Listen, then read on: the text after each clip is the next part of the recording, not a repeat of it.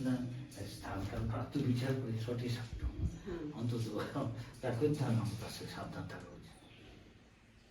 সেই জন্যই বলা আছে যে এই ভক্তি সিদ্ধান্ত ঠাকুর কথা খুব পাওয়ারফুল। তিনি বলেছেন, আমি অনেক কিছু কথা বলি, অনেকের কাছে হয়তো ভালো লাগবে না, যে একদিন বুঝবে আমি কেন বলেছিলাম। হয়তো সময় লাগবে, হয়তো অনেক সময় লাগবে, ডিপেন্ড করবে সে কী ধরনের লোক। দুদিনের সংসারে আমাদের এই জগতে কোনো কিছুই আকর্ষণ বা বিকর্ষণের নেই, তার ঊর্ধ্বে থেকে দেখতে এখানকার সব ব্যবস্থাই অস্থায়ী। এই আছে এই নেই, সেখানে যা নিত্য তত্ত্ব তাতে আসক্ত হওয়া ভালো। নিত্য তত্ত্ব কি সাধারণ লোক জানে না, কার নিত্য জানে সব কিছু ধ্বংসশীল, সবই ধ্বংস হয়ে যাবে। এই আছে এই নেই সিনেমা, কিন্তু বা মিরাজ, মিরাজের বাংলা কি মরিচিকা, দেখছে ওখানে একটা জল আছে, কি যাচ্ছে, হ্যাঁ একটু আছে একটু, কিন্তু এখন দেখছে কখনই ওখানে পৌঁছাতে পারছে না। তো আমরা এখানে ভাবছি অধিকাংশই একদিন সেদিনকে শ্লোকটা পড়ছি শ্রীমদ ভাগবত, এখানে সবাই ভাবছে কী করে সুখে থাকবো এবং কী করে দুঃখ থেকে নিবৃত্ত হবে। সুখ দুঃখ, হ্যাঁ আমি সবসময় সুখ হবো, তা হবার নয় নয় নয়। এখানে কৃষ্ণ বলে দিয়েছে যে এখানটা দুঃখালয় অশাশ্বত, তুমি জেলে কিছুতেই সুখে থাকতে পারবে না। এটা হলো জেল, মা দুর্গা হচ্ছে তার অধিষ্ঠান।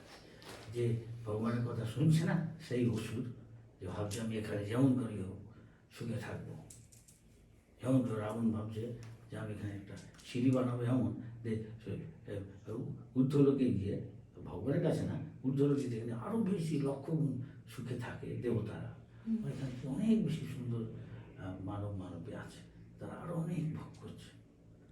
ভোগের চরম হচ্ছে কাম, হ্যাঁ, যে সেখানে গিয়ে তারা কিন্তু জীবনে একবার গর্ভবতী হয় মেয়েরা, হ্যাঁ এটি সবাই সুভোগ করছে যতবার। এই সোনামারি কম্পানি বলে কি, যে যদি কোনো অন্য ধর্মের লোককে তুমি এখানে আনতে পারো, যেমনি করে যত বস্তু দিতে আল্লাহ কিছু মনে করেন, এসব মিথ্যা কথা কখন করতে পারো, আর তবে তুমি তাকে চর্চা করতে পারো যতক্ষণ না ও নিচ্ছে কোরআন হাতে। এটাই এখন হয়তো বলা কেন আবার ধর্ম নেই, ভগবান বলছে আমি এরকম ধর্ম, ধর্ম মানে যাতে ভগবানই খুশি হয় তার কাছে আমি চলব, সেটা হলো আলটিমেট। যাই হোক, আর যে আবার ওদের ধর্ম থেকে ছেড়ে অন্য ধর্ম, ওকে যদি আমি মারি তাহলে আমি স্বর্গকে যাও, ওদের লক্ষ্য না ভগবানের কাছে যাওয়া। অধিকাংশ লোককে শেখায় ওরা ওই ইসের থেকে, মাদ্রাসা থেকে শেখাচ্ছে যে আমি আল্লাহ ছাড়া আমার কোনো ভগবান নেই, আর সবকে যেমন করে হোক মেরে খেতে আমি সব আমার সত্য, যেমন করে হোক ওকে এখানে আনতে হবে আল্লাহর কাছে, আর তা নাহলে ওগুলো ধর্ম না। এই শেখাচ্ছে ওকে যেমন করে মেরে খেয়ে, আর আমাদেরটা যদি ওদিকে যায় ওকেও তুই যদি মারি, বলে না ভগবানের কাছে যাই, বলে এমন লোকে যাই তোমার অপূর্ব সুন্দর হীরা আছে, তুই কি ওখানে গিয়ে ভোগ করবি। আমি অনেককে জিজ্ঞেস করেছি, আর ভক্তি সিদ্ধান্ত সবচেয়ে ঠাকুর খুব করা, কিন্তু বউ বলো যে আমারটাও পড়ো, তার ওর মধ্যে সব কিছু আছে। ভক্তিটা থাকবে, সেই জন্য আমার জানতে হবে আমি নিত্য, আমি এই মুহূর্তে না জানতে পারি আত্মা, তো জন্ম নেই মৃত্যু নেই, তো আমাদের বাস হওয়া উচিত মৃত্যু লোকে, যেখানে জন্ম নেই মৃত্যু নেই, সেখানে আমরা মা যশোদানন্দ বাবা বা কৃষ্ণের বন্ধুরা আছে, বান্ধবী আছে, ওইখানে গিয়ে তাদের অ্যাসিস্ট্যান্ট হয়ে গিয়ে পারমানেন্ট। এখানে ধর্মই কল্পনাই করতে পারে না, পারমানেন্ট আবার ওইখানে গিয়ে এরকমই আছে, খাচ্ছে দাচ্ছে সব কিছুই, কিন্তু সেটা পারফেক্ট। এটা হলো তার বিকৃত একটা প্রতিফলন, যা কিছু দেখছি। আমি ভাবছি এই শরীরটা আমি, সবাই তাই 99.9% তাই, এটাকে ভোগ করে খুব এটা ভাবছি, কিন্তু এগুলো থেকে আমি অনেক দূরে, আমি আত্মতত্ত্ব। হ্যাঁ, যেমন একটা সূর্য বা চন্দ্রটা আছে, একটা প্রতিফলন এখানে পড়ছে, এই জগৎটা একটা প্রতিফলন, কিন্তু বিকৃত প্রতিফলন। যেমন গাছ আছে, বট গাছ ধরলাম, অশ্বত্থ ভগবান বাবু এটা বলছে, খুব সংক্ষেপ সব কিছু। এটা একটা ছবি, পুকুরটায় গিয়ে পড়েছে, কিন্তু ওটা দেখাচ্ছে যে ওটার যে বৃক্ষের যে মূলটা, গোড়াটা কি বলে, গোড়াটা সেটা উপর দিকে, গাছের ডালপালাগুলো নিচের দিকে, দেখি না, এটা আসল গাছটা উল্টো হলো না, তার মানে বিকৃত প্রতিফলন, লেখা প্রতিফলন। এইটা হচ্ছে জড়জগৎ। আসল জগৎটা আছে ওখানে, ওখানে সব কিছু ঠিক। প্রতি পদক্ষেপ নৃত্যের মতো পাশে প্রতিটা কথা আর কবিতার মতো তারা হৃদয় স্পর্শ করে। রবি ঠাকুর আমি চলবে না তো এইখানে কি জানি যখন দেখলে হৃদয় স্পর্শ করে না, যখন ও ইয়াং তখন বঙ্কিমচন্দ্র একটা সবাই কলকাতার মাঠে দিকে বলছে একদিন খুব বড় কবি সাহিত্যিকার, ওইটা পড়ে শুনে ভানু সিংহের পদাবলী নাকি একটা পড়েছে, দেখছি রবি ঠাকুর কিছু কিছু করে না, পছন্দ না ওকে, বাবা ইংল্যান্ডে পাঠিয়েছে ওর লেখা টেখা দেখি অক্সফোর্ড কেমনি হচ্ছে না, পিতা দারুণ প্রতিভা না, একটা সূর্যের মতো নাইট বলে চলছে ওখানে, বুঝতে পারে না বললাম মধুসূদন চেষ্টা করে পায় তেজে উঠতে করে দেখে না সাহেব মেম সাহেব বিয়ে করে কিসে নিয়েছিস টাকা নেই কি জানি দুঃখের দিন বিদ্যাসাগরকে দিয়েছে, বিদ্যাসাগর পাঠিয়ে দিয়েছে টাকা, বিদ্যাসাগর সবাইকে সাহায্য, সিয়ার দাস, চৈতন্যন দাস একদিনে পাই 50,000 তখন সব দিয়ে দিত। কিন্তু কার কি কপালে আজকে তার একটা ছেলে, ছেলেটা মদ খেয়ে সব আবার টাকা উঠে কিছু একটা কার কি কপালে সুখ দুঃখ লেখা আছে। তো যতই তুমি বাড়ি গাড়ি এত কিছু দাও দেখবে সে সুখী না, যে সব করেছে কোথায় বউ গেল কি কোথায় ছেলে গেল কি হবে, মদ খাচ্ছে মেয়ে অনেক আসলে তাই যাচ্ছে, এখন কে খাবে, তো কি অনেক প্রশ্ন উঠতে পারে এইভাবে, এইসব উপায়ে টাকা রোজগার করতে ফল তুই ভোগ কর, সুখের লাগে এই ঘর বাঁধি না, হ্যাঁ অনন্য পুড়ি ভগবান ঠিক করে, ভগবান একটা প্ল্যান আছে সবার জন্য, তাই আমি ভগবানের কথা মতো চলি, আমি কিছু জানি না, আমার কিছু ভালো ভগবান জানে, ওইভাবে চলি। তো আগে ঠিক করে রাখবে, তখন আগের যে আমার পাপটা স্কোয়ার আপ করবো, স্কোয়ার আপ করে কি বাংলা বলবো নাম মারতে একটু আমি বল আজকে যাচ্ছি।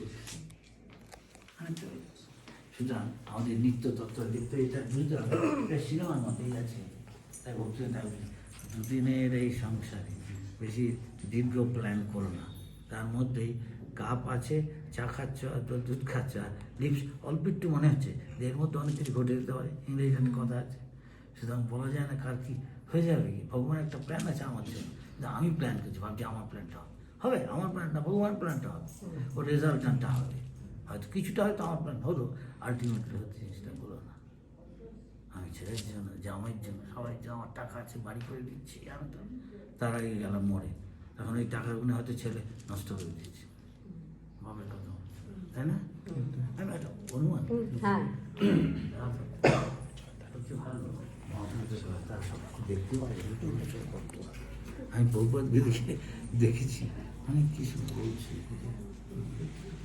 আমি আগে কী করেছি এসব করো তোমরা হয়তো বুঝতে পারি, কিছু বুঝতে পারছি আমি আগে কী করেছিলাম তো বলছি না, কিন্তু সব জানে, আমরা বলছি না তা কথা বলছি, ভালো উনি বোঝে ঠিক বলছি, হ্যাঁ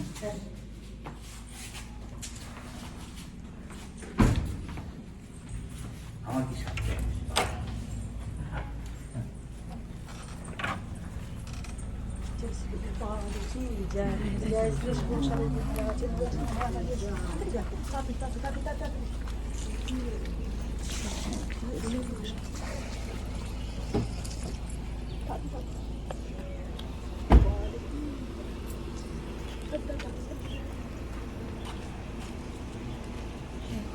ঠান্ডা আছে মানে কাপড়ে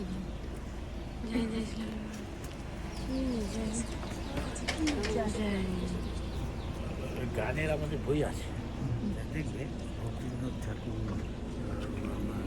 নর্তনদাস ঠাকুর যে প্রার্থনাগুলি করছে, আমরা নিজের মন গড়া প্রার্থনা করে ভগবান ওই প্রার্থনাগুলি করে দেওয়া, ওই মধ্যে এক কথায় বলছি, যাই সকল বিপদ ভক্তি বিনোদ বলেন যখন প্রণাম গাই, কি নাম রাধা কৃষ্ণ বল মানে ভক্তি সঙ্গে থাকবো, ওখান থেকে হরিনাম করে দেখবে তোমার সংসার দুঃখ দুর্দশা অনেক সহজে, তখন ভগবান, কিন্তু যদি বিশ্বাস না থাকে আমি অফিসিয়ালি প্রচারিত না, হ্যাঁ ভগবানকে হৃদয় থেকে ডাক, কিন্তু এদিন করে রেখেছে, করতে করতে হবে, অনেকে তো অভ্যাস নেই এরকম, এই বোঝা গেল। প্রভুপাদের এরকম প্রার্থনা আছে, আমেরিকা যেখানে যাচ্ছে প্রভুপাদ এরকম বলছে, আমার ভক্তি নেই, জ্ঞান নেই বলে। আমরা কি এটা আমাদের শিক্ষার জন্য আমরা এরকম বলতে পারি ভগবানের? একদিনকে আমি এসছি এখানে, কেউ কি নিয়ে যাব? নিজের বউকে নিয়ে, মাকে নিয়ে, বাবাকে নিয়ে, আমার প্রিয়জন, আমার ছেলেটাকে নিয়ে যাবো, কিন্তু ভগবান পরমাত্মা আছে। সুতরাং যদি আমি তাকে হৃদয় থেকে ডাকি, সারা দিবে, কিন্তু আমার নিষ্কর্ম থাকতে হবে। আমি ভগবানকে চাকর করতে পারি না, আমাকে এটা আমাকে আমার কেন ভক্ত হচ্ছে না? আমি যদি নিজে ভাই আমি করছি না, ভগবান আপনার চরণে, আমি মানস দেহ যোগ কিছু সব কিছু আপনার চরণে আমি দেওয়ার চেষ্টা করছি আপনার সুখের জন্য। হ্যাঁ হ্যাঁ, আপনি এই যে সেবাটি মানে আমাকে যোগ্যতা নিশ্চয়ই দিবেন। আমি কতটা ইন্টেন্সলি এটা চাই সেটা ভগবান জানে। হ্যাঁ, আমি আরাম করে থাকবো, খাবো, ভালো মন্দ খাবো, আবার সঙ্গে সঙ্গে না না, আমি শ্রেষ্ঠ ব্যক্তি কত দুঃখ কষ্ট হচ্ছে, ওর পরের জন্য করছে, তাই না? ওর ভালোর জন্য। সেই জন্য আমি জানতে হবে আমাকে এর জন্য কিছুটা প্রস্তুত হতে হবে, না আমি সুখেও থাকবো আবার পরিণামও করবো, সবাই ক্ষেত্রে হবে। বাবা জানে ও আগে কী করে এসছে, ভগবান সামঞ্জস্য করে দেয়, কিছু বোঝা গেল? জয় শিল প্রভুপাদ কি জয়, জয় জয় শিল সেবক স্বামী গুরু মহারাজ কি জয়।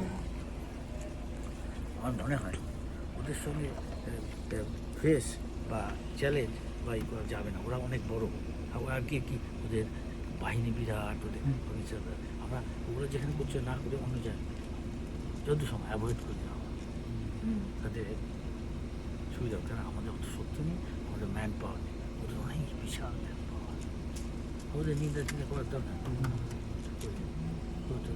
কিছু বোঝা যাচ্ছে? যে কথা ভালো না যতটা হয় ভগবান দেখছে তো কে কী করছে, আলটিমেটলি ভগবানই সব রেজাল্টটা যেটা সব মিলে হচ্ছে, শেষ পর্যন্ত ভগবান সিদ্ধান্ত।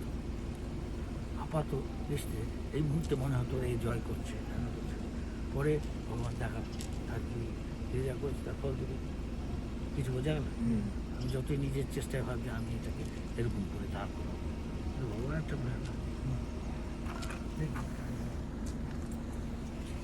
আমি তো তাই দেখছি আমার অভিজ্ঞতা, তাই প্রভুপাদ বলছে আমি যখন চলে যাবো, বাপ যখন চলে যায় কিছু ইনস্ট্রাকশান দিয়ে যায়, সেগুলো সব ইঞ্জিন।